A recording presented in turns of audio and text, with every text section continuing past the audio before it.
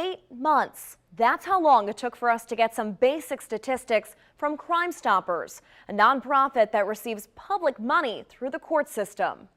It all started back in February with one simple question. What types of crimes did Crimestoppers help to solve in 2016, and how many?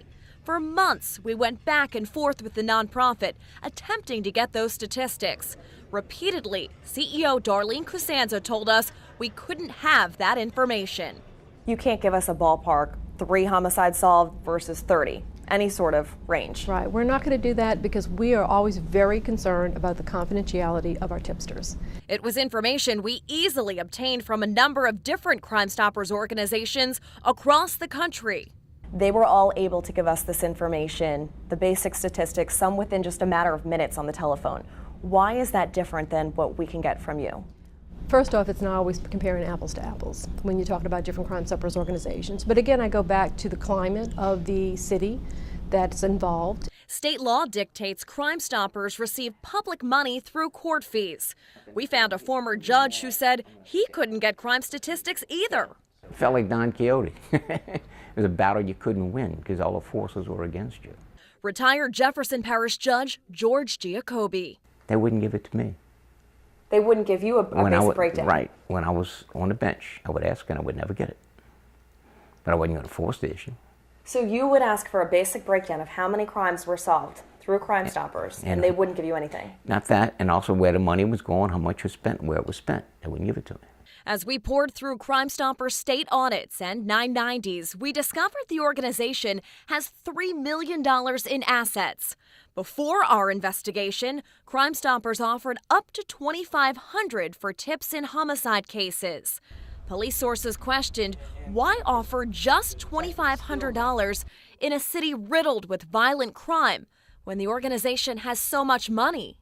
I just don't think $2,500 is even going to be an enough amount for somebody to even think about getting involved in it. We did a study and we looked at comparisons and we came up with a number which other organizations had then bumped up to of $2,500. After our first story aired in May, this happened. Crimestoppers is announcing today for the summer months that we have now increased our reward in homicides up to $5,000. Crimestoppers wouldn't say if our questions prompted the organization to offer more money. In fact, Costanzo wouldn't speak to us at all. You can't answer any questions when we come to a press conference that you called. We have answered our questions about this program. Thank you so much for coming. We just want to know why, if you could elaborate, why today you're announcing this increase in rewards. Hey, how are you guys? Today, those increased rewards are still in place. As our investigation widened, we took a deeper look into the nonprofit's finances and Costanza's $200,000 plus compensation package. Even for the smallest charities in our database that we evaluate, the compensation for the CEO tends to be around $100,000 a year.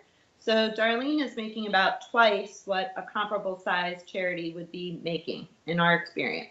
Costanza's salary is higher than the New Orleans police chief, district attorney, and the head of Louisiana State Police.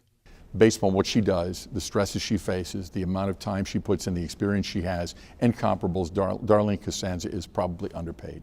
Would you say that the stresses she faces in her job are greater than that of, say, the police chief or Leon Canizero, who all make less than her? Do I think that her stresses are more than theirs? I think they approach theirs. And I'll tell you what, Darlene has had threats over the years. Costanza's package includes a yearly bonus. The $20,000 bonus that you received in 2015, I know $17,000 the year before, were there certain goals set that you had to meet in order to make that bonus? I think that certainly looking at my compensation, again, has been approved by a board of directors. There are certain standards that they follow. But surely you would know if there were set goals in place for you to receive that bonus. Again, I would refer you to the chairman of the board to discuss anything that has to do with compensation. The chairman of the board, who stood in the room during our interview, refused to go on camera. A statement he provided to Fox 8 did not outline any specific goals. Fast forward to October. We obtained Crimestoppers' 2016 financial audit filed after our stories began airing. We noticed differences from previous year's audits. This one did not include Coussanza's salary, and it contained a truncated version of the organization's expenses. When we emailed Coussanza to ask about the audit, she said state law did not require Crimestoppers to include it in the report. She also chose to send us the organization's crime stats we first asked for in February. Those numbers revealed that in 2016, Crimestoppers tips helped to solve 311 cases, including 6 homicides in the 9 parishes it serves. In December, Crimestoppers sent us a copy of its 990 tax form from last year. We first asked for it in October. It shows Coussanza earned a compensation package worth $217,000 in 2016, up from her 2015 salary. The charity watchdog group Charity Navigator said the constant pushback we've received trying to get answers from the nonprofit raised a red flag, one that donors should be aware of.